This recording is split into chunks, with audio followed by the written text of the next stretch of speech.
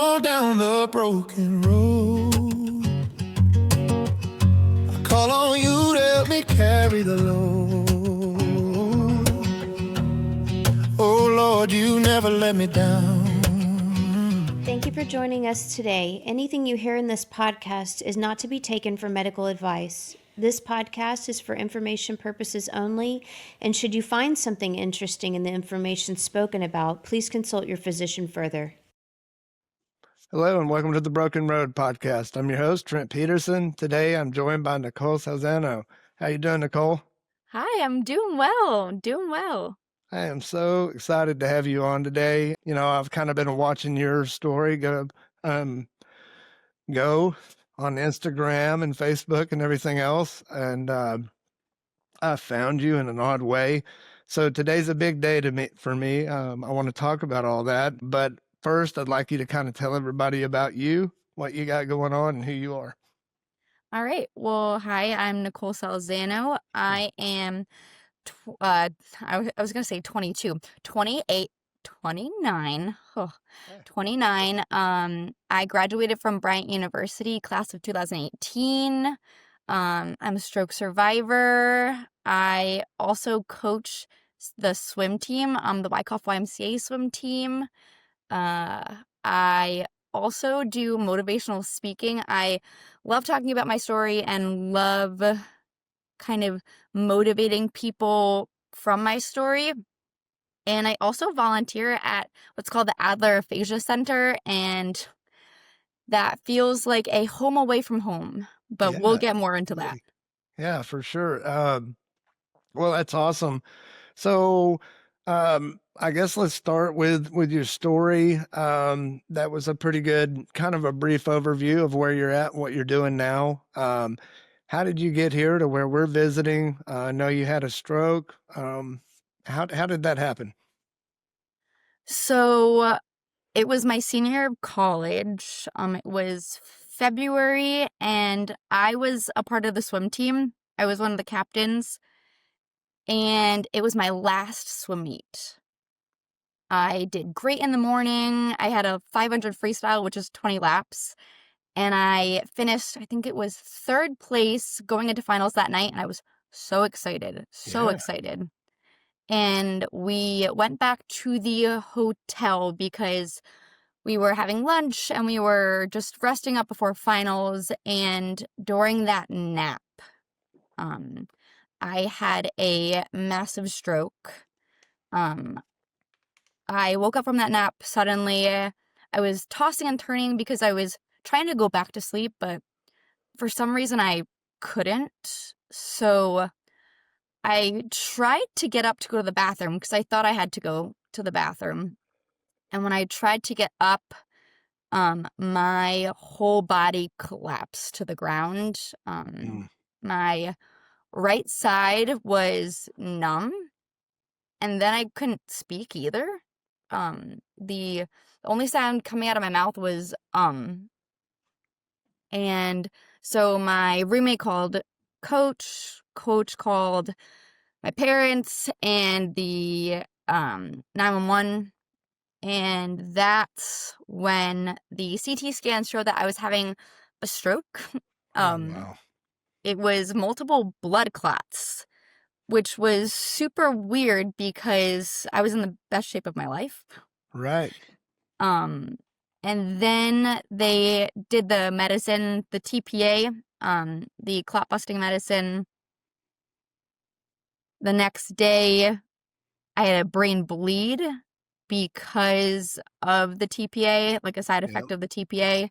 And that's when I had to go into emergency surgery, taking my left skull and putting it in my abdomen to relieve the pressure on the brain for about 6 weeks, I think. And the doctor's predictions were very bleak.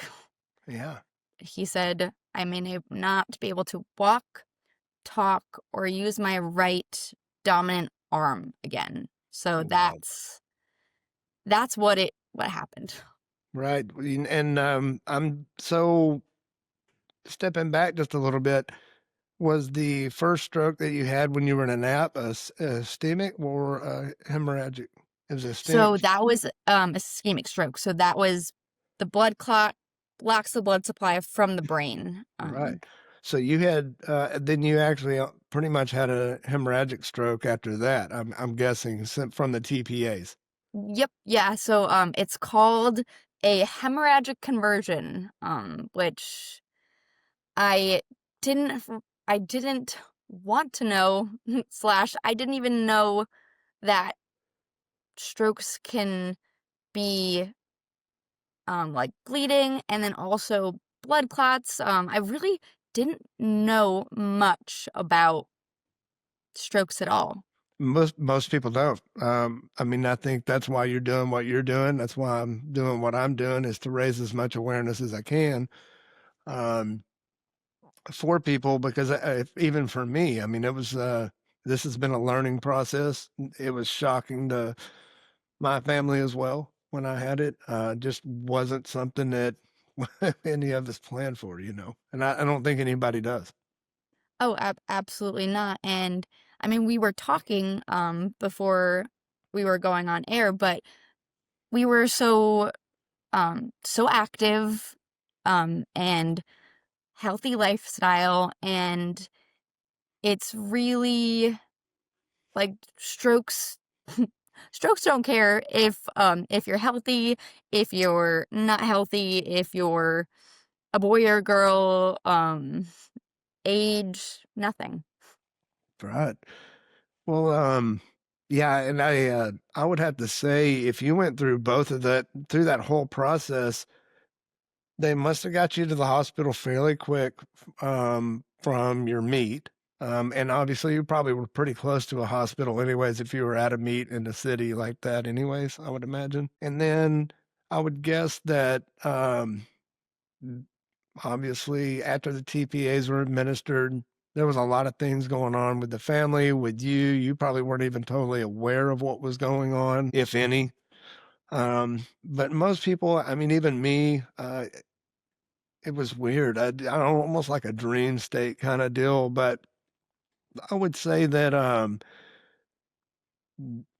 your ability to come back from all of that had to be also, attributed to being there at the hospital when all that happened, because they were able to take care of you so quickly. Absolutely. So I think from the hotel to the emergency room, I think it was like 2 minutes or 5 minutes. It was like whatever emergency room was near, they took me to. Um, and it was actually not funny, but it was so, I guess, interesting. So the TPA is through like intravenously, so like through a um like I guess like IV. Hmm. And um I was actually allergic to it. Oh, goodness.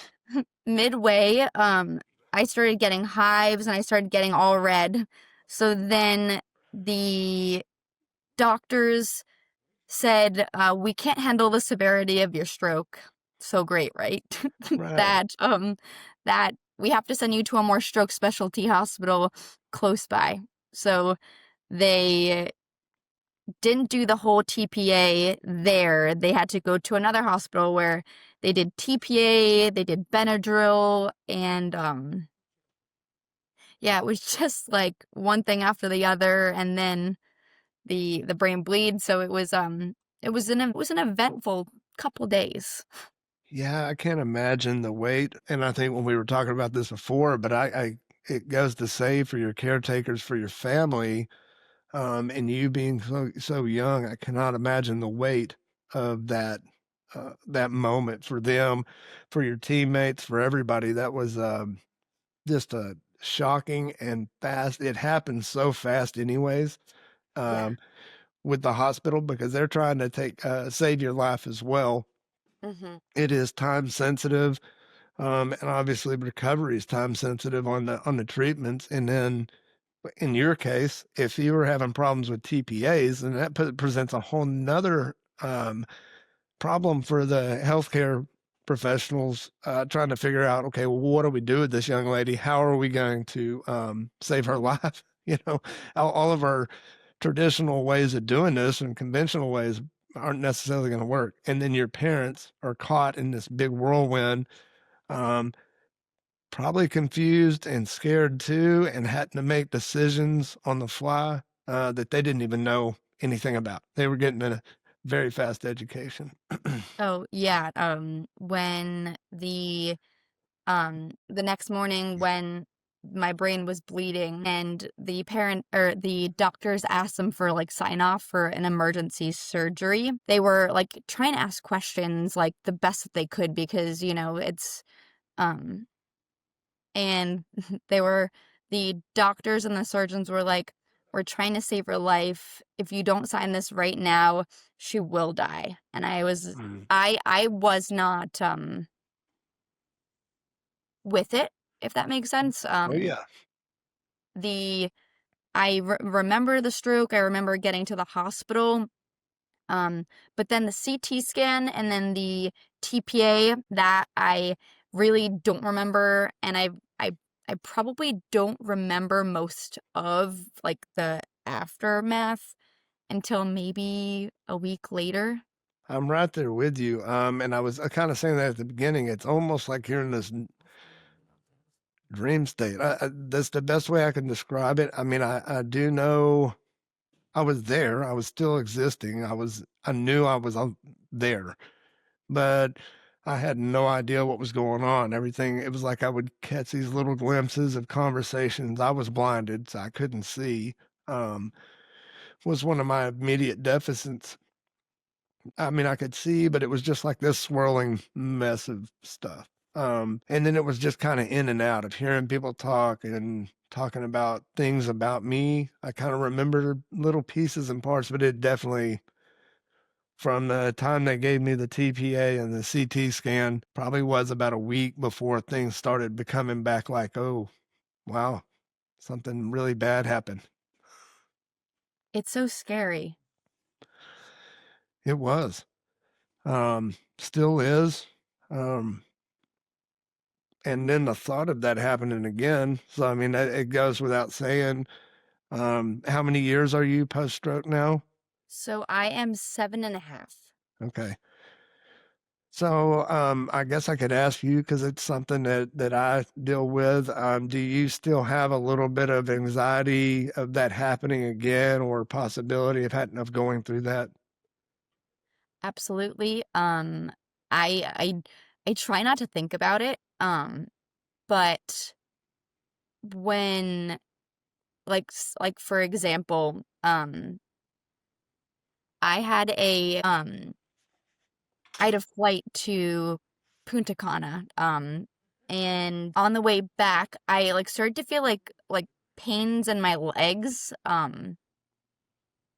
and also that was in hindsight, it was because I was like crouched down on the in the ocean because it was so shallow that I had to crouch down or I would become cold.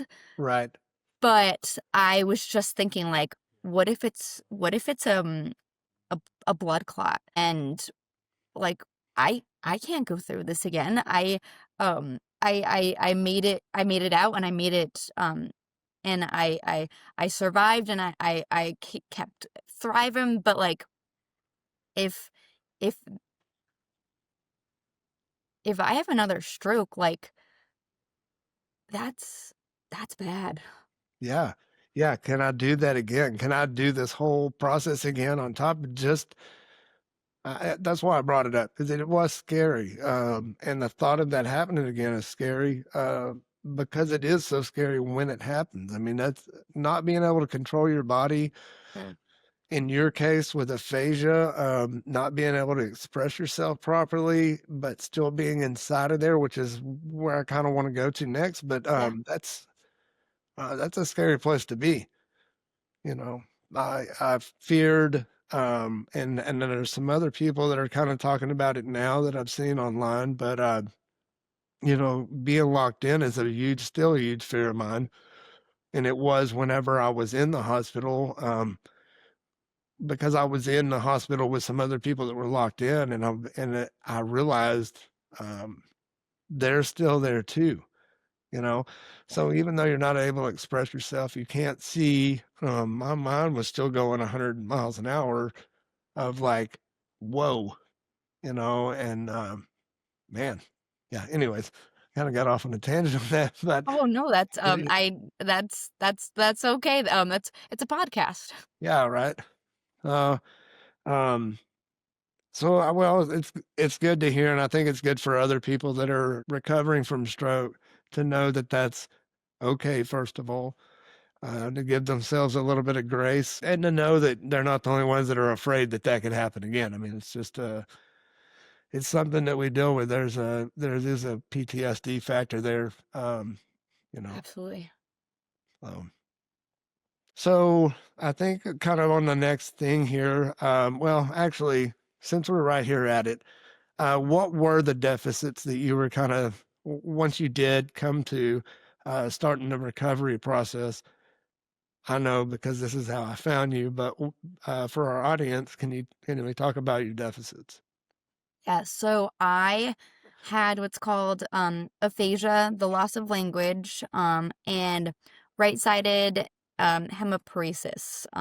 And those were two words that I had no idea what they even meant. And it's after a stroke, you learn so much vocabulary, um, and the vocabulary that I didn't really want to know, but No, we had to. that's right. So I found you I was in a pretty dismal place and kind of denying what was going on. I wish I had documented it better. I really didn't know that I was going to do this, or I would have documented better. And I'm going to try to share at the end of this season some pictures that I do have, some video of me trying to relearn walking. But I just really didn't document much because I wanted to imagine for a while this wasn't happening to me.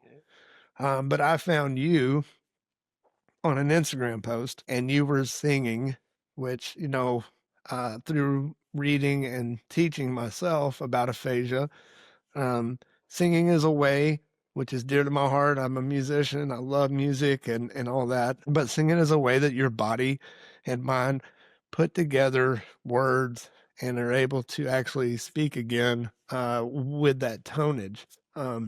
Or I don't know for a better way of saying that, but music is a key that speech therapists use to get people suffering from aphasia back to talking. And I saw one that was you singing "You Are My Sunshine" to your mom. And I promise you, oh, I cried so hard there in my bed. And I wasn't a crying type guy. Stroke softened me up quite a bit.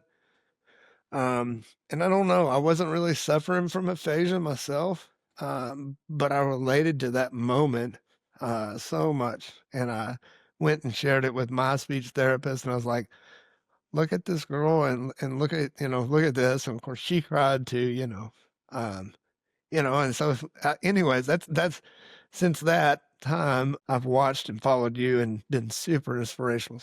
Excited today to have you.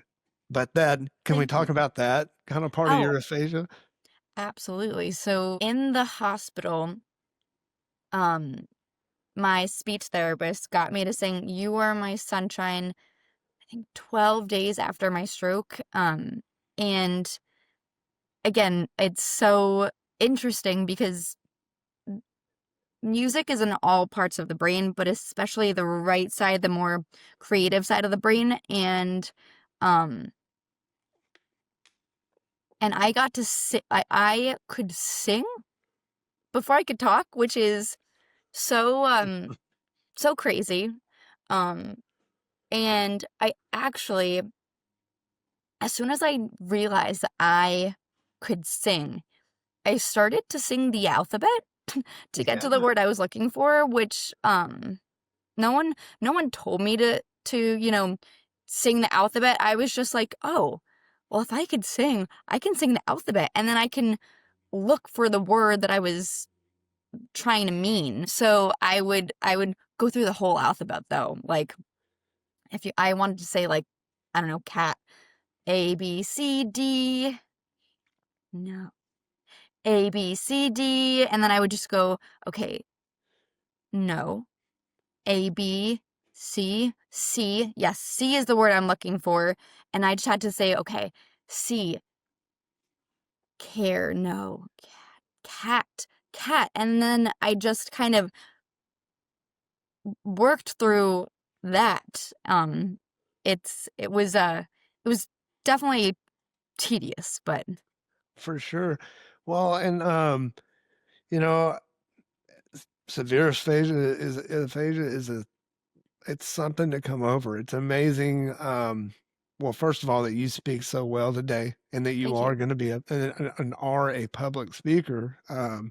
So inspiring. And I know that my speech therapists are going to be watching this and be inspired too. So it's, exciting day for everybody on my end. But I heard on one thing, an interview you did with somebody that I think is so true, and not just for aphasia, for multiple things that have to do with stroke survivors. People look at you different. People hear you talk and assume that maybe you're not able, you don't have it all together or there, but you are thinking. It's just actually pulling those words out and getting them placed like you want is a lot harder than it was before. Exactly. It's like the words are like on the tip of my tongue, but it's just like I can't I can't seem to get them out, and it's so hard sometimes because I always assume, and you know what like assuming means, um, is like that people think that I'm stupid because I can't get the words out. Um, but also I have to stop thinking, or I have to stop react, not reacting. Yeah, I guess stop thinking that they think I'm stupid because I know that I'm not stupid. So I need Right. to kind of just reel it back in a little. Well, and you can't control what other people do anyways. All you can really do is control Uh-huh. yourself. Um, Exactly. but it's hard not to feel that way. It's not good for you. I mean, we kind of put you in that same state or fight or flight, which is not good for your body anyways, raises cortisol levels. I talk about that a lot, and the inflammation in your body, even something as simple as that. On top of just, you know, really, who cares about those people, you know? Um, and I honestly was, and I've said this many times here, wasn't very empathetic. Towards others, and I look at things a lot different now, and I still find myself some days, not slowing down for a minute to realize that that person may be going through something, that I can't see, but it's way more in my face now. So anyways, I just, you know, who cares? It's amazing what you've done, and how far you've come. That was, you survived something that most people don't. I was super fortunate to be in the hospital when I had mine. Mine was a brainstem stroke. So typically, I'm sure you've read and know, that takes out all your main everything, heartbeat, swallowing, all of that. So um, I still have some problems swallowing. Still have some problems sometimes thinking, getting words out, but it is the more I practice and the more I do it and visit, the better it is. And today is a good Exactly. day for me. I'm actually popping along, you know. You're doing great. Thank you. You're doing great as well. Oh, thank you. Um, so I think right now would be a good time to talk about blood clots. I know that's something that you're really getting out there and wanting to share about. I'm very passionate about that myself. Obviously, that's what causes a stroke, but what's causing the blood clots? Exactly. So for me, I was taking birth control pills, estrogen birth control pills, and I had an undiagnosed blood clotting disorder called factor 2 or prothrombin mutation, and together they formed blood clots. Yeah. And hormones such as the estrogen birth control pill, they can form blood clots, no matter what. But Yeah. then adding the blood clotting disorder just exacerbated it and made it more prominent. Hmm. Um, and I mean, again, I was healthy. I was swimming almost every day. I was lifting. I was doing like dry land, and like I was in the best shape of my life, and I still had the stroke because of blood clots and blood clotting disorders um and birth control. Again, the aphasia. It's a little I think you're doing fine. You're thank doing you. fine. Yeah. But it's just it's it's so I don't even know what the word is, but like I want to get the word out there that check with your doctor, check with your PCP if you can get it's a simple genetic blood test or a cheek swab to find out if you have it. And if you do have it, it's not the end of the world, but um my um my hematologist, the doctor who specializes in like blood disorders, so that if he knew that I had factor 2, he would never have put me on birth control. And it was a tough pill to swallow. I'm like, well, okay, why couldn't any doctor test for it? You know what I mean? Right. No, that's super frustrating. And I really think that goes to these days needing to be your own advocate is so important when it comes to your healthcare. Not to shortchange what healthcare professionals are doing, Oh but no, it, yeah, it it is coming. There's a shortage of them, first of all, right now, and people that are actually going to the school and taking the time that it takes to do that. Um, so they're overpressured and overworked. They have CEUs, continuing education, that they're supposed to be doing, and I'm sure they are, but there's no way they can cover everything. So be your own advocate. For me, I think you're pretty forgiving when it comes to that about the hormone therapy. I on the other end feel like doctors should be more responsible if they're going to be giving out that type of medication, of absolutely. letting the patients know that these things can go one way or another, regardless of a clotting disorder. But add that in, and then I mean that's a recipe for disaster. So I had the MTMFR gene, which is known for clotting as well. They still really did not lean that heavy. The hematologist that I went to, they haven't figured out exactly what caused my clotting issue. Excuse me. But they do say that they feel like TRT was the main contributor in that testosterone replacement therapy, which was prescribed to me by the doctor. I was told that my hemoglobin count was getting high and that I needed a bloodlet. So I was going and doing that. But the severity of the consequences if I did not do that properly, and then follow-ups on blood work, I wasn't pushing for it. Neither was my PCP at the time, and I'm very confident that that's where it came from.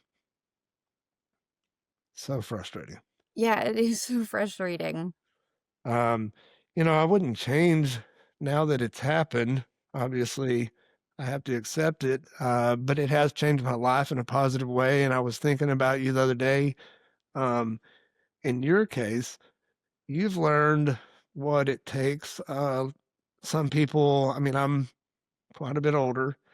Um, but you've learned what it takes people many years to learn quickly through your stroke. Um, as far as being aware of yourself and your body and learning how to stay calm and kind of having the wisdom of working through things. Most people, it takes many, many years to to do that. So for you, I believe it was a blessing too. For me, I know it was. I wouldn't wish it on my worst enemy or ever want to have to go through it again. I say the same exact thing. I would not wish it on my worst enemy. It is tough. Yeah, still. And I'm sure it still is today. So um, you're 8 years, right? Post stroke? Almost 8 years, yeah. It's Yeah. crazy. So another thing they always say, and I was curious about, I think we visited a little bit about this before, but um, are you still seeing gains? I am still seeing gains. It's very like small gains. But I'm still seeing it, and I I always like to say, you know, if if you're going to the gym, or doing a workout, or doing exercises, you will not see a plateau, or I guess it's what is it?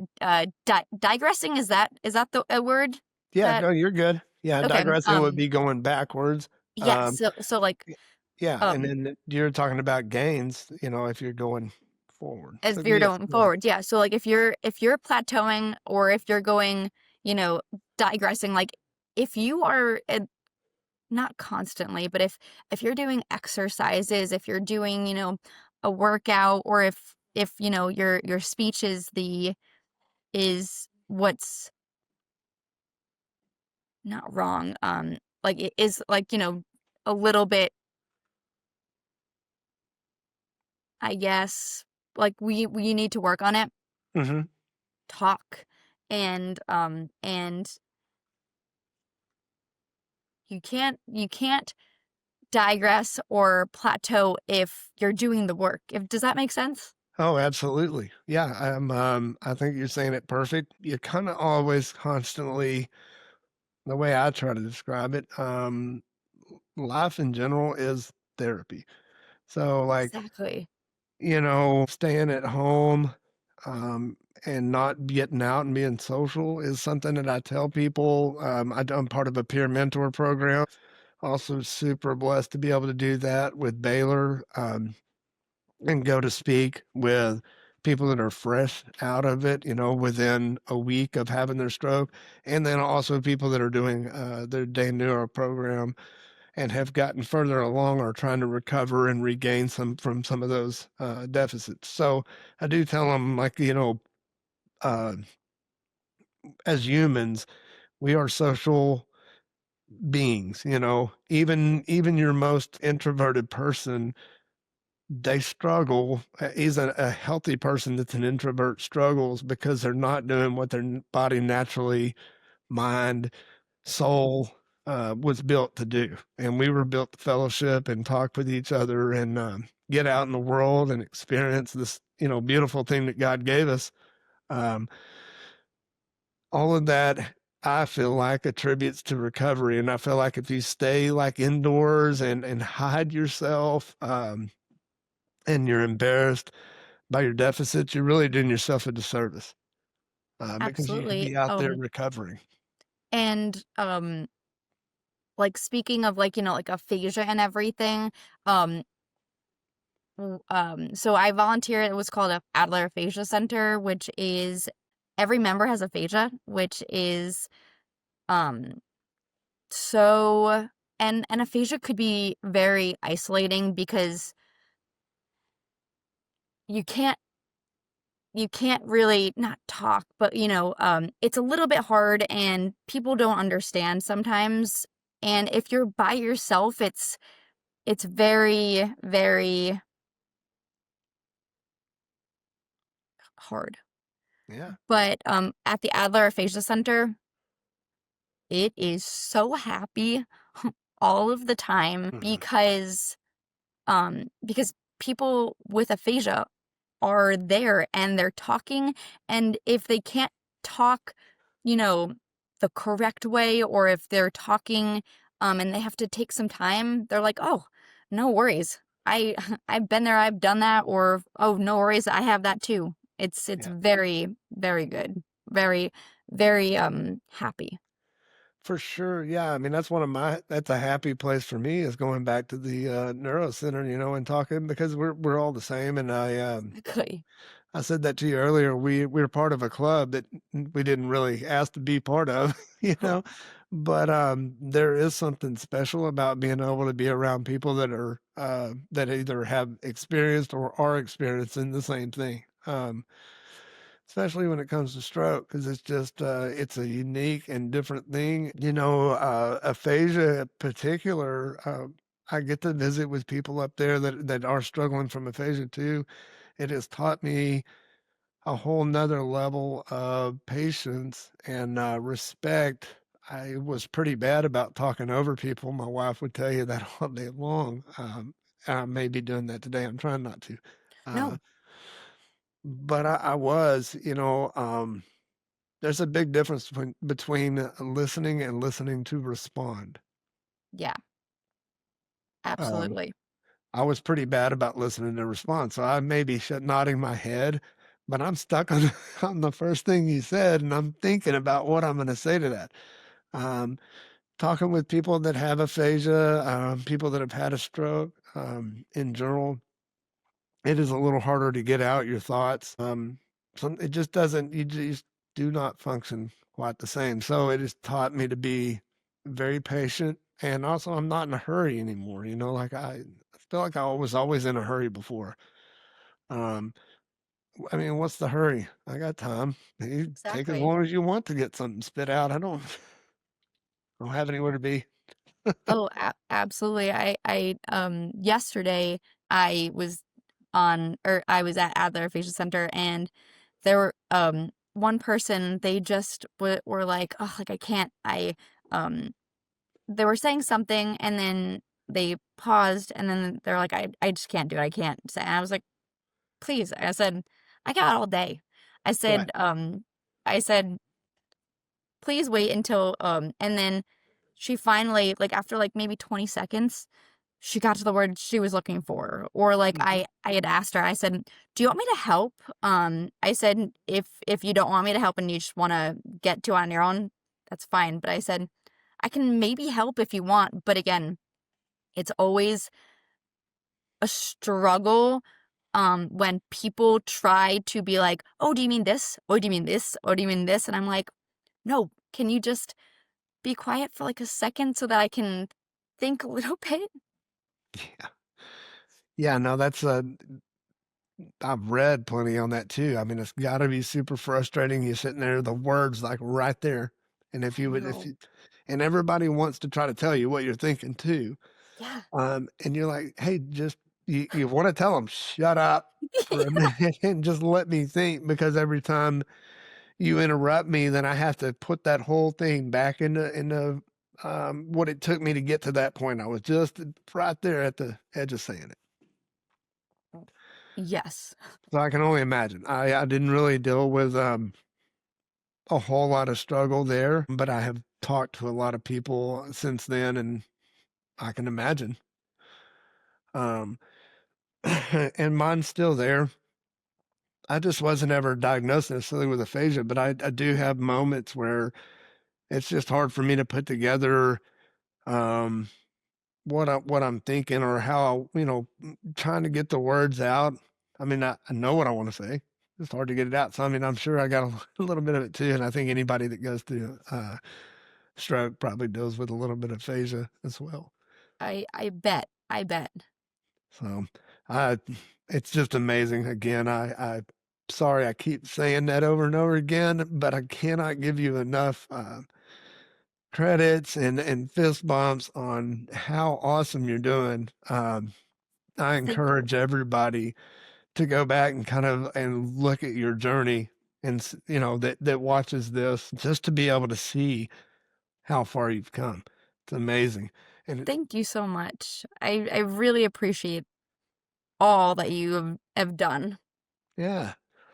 Well, it's inspiring to me. I think, people that haven't gone through a stroke um, can benefit from this as well. Really, outlook on life, you know, what becomes mundane. I've been writing, different things. I got a lot more time. And writing was one of my deals that I liked before I had a stroke. I just didn't take time to do it. But I've written a lot of things for people that just in life in general, and the way I look at it, it's like, are you too busy? When you look at the way that like you feel like you're in a rush to get, and I'm sure that you were that way as a professional athlete. It's like, hey, I got to get to this next level. I only have this much time. Time's fading, time's passing. Um, and I'm sure this 8 years for you has gone probably fairly quick in one way or another. It only gets faster, unfortunately.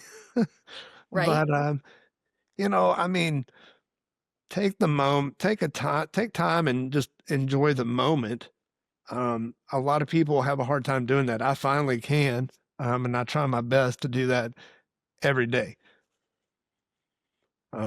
One of the biggest things is my morning. I pray every morning, and I thank God for another breath in my lungs. It is such a huge thing that we take for granted. Oh, absolutely. It's like you have to, I guess, acknowledge and also like be like so thankful like that you are living another day, another moment. Um because it's oh, what's the saying? I don't even like I'm blanking on the saying, but like, live every day like it's your last because you don't know when God's gonna take you, and it's I didn't really think about that when I was a little bit younger. I feel like we are so at least, when we're younger, we feel like we're so invincible, Oh and yeah, but it's not the case. not for anybody. And life is fleeting. We are basically dust in the wind. There's no doubt about it. I the things that I built my life on and what I thought I'd be remembered by. I was listening to something the other day, and it said that I think only like I want to say it was a very small percentage, but like 3 or 4% of children can name their grandparent or great grandparents, and then it was like 1% know anything past that. So the point that they were kind of trying to make is that, you know, all these things you spend your life doing, and somebody's going to live in your house, somebody's going to, drive your car eventually, and it's going to be an old car. I mean, this none of those things that seem so important to everybody really matter. What you and I are doing right now, visiting, is so important. It probably, I would put it on top of the list of things that are important in my life for sure right now. Um, I've been fortunate and blessed that I'm able to do what I'm doing, that I'm able to talk and help others. Um, and it took a lot of work to have the setup I have to be able to do what I'm doing. But um, I sure could have spent my time a little better. And I mean, also, like when you said, like when you have the chance to talk, like you like people don't realize how lucky they they have it until it's basically gone, like, with a stroke. I think I don't know I'm pretty sure that it's like number one um for the not the longest, but like disability is like, like number one for like stroke. I think Mm-hmm. if I think that's correct. Um and it's like, It's wow, huge. like you don't realize how lucky you have when you can walk without thinking, or you can talk without um even like putting words together. And I mean, it's a blessing. And then once you lose it, and then you bring it back, it's an even greater blessing. Oh yeah. No, and I think people we all of us, take those little things for granted. Um, and the little wins, for sure, for stroke survivors are huge. Absolutely. Any win is great. So going back to what you said earlier, if you're getting out and trying to do something, you're doing something good. You're in Exactly. recovery mode. So, um, always push that to give yourself some grace. And to add to what you were saying, friend of mine heard it from somebody else. I've said it on this podcast. He said it on this podcast as well. But um, I think it's every meal is a banquet, and every day is a holiday. Um, That's so like profound. Like it's just like, yeah, absolutely. yeah. So that's the way I'm trying to live my life most days now. Yeah, but we're also only human, and it's we try and kind of grasp that perspective, but it's you have to like choose it, if you that Oh makes yeah. sense, rather than, um kind of not like muscle memory, if that does make sense. Oh yeah. Well, so I mean, here would be another question, and we can skip past this if you don't want to talk about it. But I still I still have bad days. I think it's important for people to know that um, that there's days when I do want to just curl up in a ball. I don't really want to talk to anybody, and I wish that I could have that moment back of what it felt like to be pre-stroke. Do you I do you I have those days? I do. And it's, again, it's like we're human, and we go through these like feelings, and like one day we could be like so happy to be alive and to be so, grateful, and like, gratitude. But then like also on the opposite end, like sometimes I'm like, you know what? I I'm a little, not a little, I'm a lot mad and a lot um sad sometimes, because I'm like, why why did this happen to me at such a young age? But then, and it's, it could be for an hour, it could be for a day. um and sometimes people, like other people, can kind of lift us out of that mood, but also we have to then choose to change our perspective. And you can't be in that mindset for too long, or it's not good. Mm-mm. But Absolutely. again, it's you can't help, but you can't help it sometimes, if that makes sense. Oh yeah, absolutely. Um, yeah, and I think it's a fair thing to have those days, and I totally agree with you. You can't stay there though. I think you and I were talking about it. You kind of got to look at rehab from a stroke is really like training for the biggest marathon that you've ever thought about doing, and it's going to be your life for the rest of it, and that training never stops. So even vision and swallowing is still an issue for me. I'm getting close to 2 years post stroke. Vision may be something I struggle with on my left eye, particularly.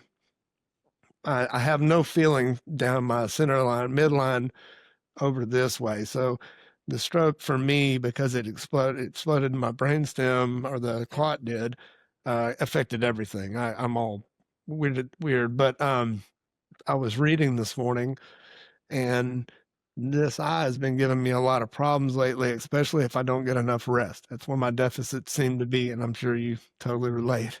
You know, when I'm not rested, my brain's like, "Hey, I'm just not going to try that hard to work on that part." You know, we're Yeah. gonna do your life functions, and I'm gonna keep you alive, but yeah, forget trying to have a conversation or seeing straight. Or so, anyways, I was a little tired this morning, but I read a lot in the mornings, and so that's another thing I'm super grateful for now, that I had a little for appreciation before, is my eyesight and being able to read. That's a huge thing for me now. But part of the self therapy that I'm doing right now with that eye is that I close my good eye, and I'm forcing that eye to be able to focus and read with it, which is really frustrating and, and not the easiest thing, but it does help. Oh, I absolutely. I don't have visual deficits, but I bet that it helps so much in the long run. Oh yeah, I think so. I think you have to. I mean, it's you have to force yourself to do uncomfortable things to get better. My coach from Bryant always used to say, "Be comfortable with being uncomfortable." Yeah. And that was for swimming, but then it also kind of helped me with my stroke after, because Mhm. okay, like I am uncomfortable right now with so many things, with walking, with everything, and I'm just like, okay, well, that is okay to kind of be like, okay, I'm uncomfortable right now, but I'm still gonna go through it with all of my might, all of my power. It's it's helped me. Oh yeah, absolutely. I think that's yeah. I say it a lot, but your body's going to follow what your brain wants. And Exactly. so it's really important. I think that athletes do, or people with that thought process, do better at recovery. Unfortunately, I feel like the older generation, I mean, you and I are not anomalies anymore as far as having strokes at a younger age. I was in therapy with probably 3 people in there that were under 30, easy. And they ranged from 18 to 30. All of those pretty much were attributed, minus one, were attributed to hormone therapy. So we're not a lot No. anomalies anymore. But the older generation don't have as much to fight for, I guess. So the recovery effort is a lot harder. And I love to visit with them because there's a lot of wisdom there just waiting to come out. And even though they may not feel like there's a reason to fight, it's in my heart to tell them, to get them to tell me their stories and remember what it was like to be young again, um, and realize that they do still have a place in this society. They got to fight. Absolutely. That's so beautiful of you to say. It's like, your story is it's not over yet. That's right. Yeah. Well, so we're coming up on about an hour. I could visit with you all day long, I but know. people's attention spans get short. Um, but I do want to ask you a couple more things before we run out of time. So what is your big push, and what are you doing now? What's Nicole? What is Nicole up to right now? Yeah. So I just launched a new a website. So I am a motivational speaker, Okay. and I You want don't to say. what? You don't say. Yeah. And I want to help people stay motivated, stay inspired, and if my story can inspire or change the trajectory of another person's life, then I'm all for that. And I'm so excited for what's to come, Yeah. but I have to kind of stay where my feet are. I have to kind of be like, okay, I have to stay where my feet are, present moment. My website's out. And if anyone needs a public speaker, a motivational speaker, what have you, feel free to message me, to email me at my site. Okay. So, and we will put those links on there, but for while we're still talking, because they can also get to hear, what is that website called?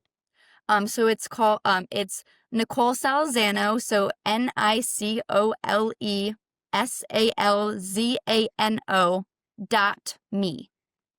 .me. Okay. Yes. That's 'Cause great. See, I'm challenging you right there. NicoleSalzano.com was already taken. Yeah. Well, I don't know how. There's only one of you. That's for sure. Oh man. Yeah. And then I ask you, I put you on the spot. I'm like, hey, go ahead and spell that out for me too, by the way. No, you're Yeah, doing no, great. honestly, I after my stroke, I had to relearn how to um spell my name and my first name and last name, but now it's just like a automatic now. Right. Now you're doing great. I Yeah, Yeah, hopefully one day I'm right there with you. I enjoy sharing my story and talking to people and motivating them. So um, I could only hope that one day maybe we can speak at an event together and get to meet each other in person and help a lot of people. I that want to. would be amazing. Yeah, Let's make it happen. yeah, absolutely. Well, I plan on staying in contact with you. Absolutely. We're pushing the nonprofit right now to try to raise funds. Um, Really, this next season for the podcast is going to be different, but the nonprofit specifically is to try to raise funds for where there's a gap in insurance, where insurance isn't covering therapy, assisted devices. A lot of times, which is a weird thing, is not covered. You pay all this money for insurance. Medicare and Medicaid is kind of a mess right now, also. Hmm. And there's a lot of changes going on with that. I do need to mention, I watched a thing yesterday just because I said that. Anybody watching this, you need to call in if you're on Medicare or Medicaid and make sure that your prescriptions and all of that is covered for next year. If you don't call in, there's a possibility there will not be coverage for next year with these new changes. So, anyways, for the nonprofit itself, they just don't cover like things that people don't think about. Automatic door openers. Stroke a lot of times takes away people's ability to walk. I'm fortunate that I do have that ability still. Um, but people don't think about what it's like to open and close a door when you're in a wheelchair. That is not an easy No. task, and it's doable. But um, getting clothes out of your closet, there are a lot of cool devices now that make that where it's a lot easier, but they're not typically covered by insurances. So my hope is to be able to raise awareness and funds for those people and hopefully be able to, do some life-changing things. So Absolutely. that was just a couple little things I want to do with that. But, next year with the podcast, I'm hoping probably going to expand out a little further past neuro trauma. Just start letting people tell their stories because, golly, a lot of people have reached out. I had Colby on, she was a breast cancer survivor. Um, I've had more people reach out since then. I'm like, well, let's just open the doors and A- visit. Absolutely. So, but Yeah, I definitely want to stay in contact with you in the future Yes, and try to put some stuff together and let's go out and help some people. absolutely. I would love to. Is there anything else you could say? Inspiring, you're an inspiring person. So surely there's something else you can say. One last something. One last, okay, well, so I always like to um say the power of yet, because the power of yet is probably one of the most important things out there, because it just means for right now, but also it's the growth mindset. So if like your belief that if the abilities can happen through effort, learning, and persistence. So yeah, you might not be able to walk yet, or maybe you might not be able to run yet, but it's all in changing our perspective. So just not yet, and that just it changed the world for me, because it just means for right now, and it's not forever. Does that make sense? Absolutely. The power of yet. I love it. I Yes. love it. Yeah, we'll leave it at that then. Thank I am you. so thankful that you came on today, and I am so thankful too. it was more my privilege. It really was. And hopefully we get this to some people that need it and get them inspired as well. So um, have a blessed day, and then I will be in touch with you very soon. Absolutely. You have a great, wonderful rest of your day. All right. Thank you. Thank you, everybody, for tuning in, and we'll catch you on the next one. I'll do my best one day at a time on the broken road, on a broken road.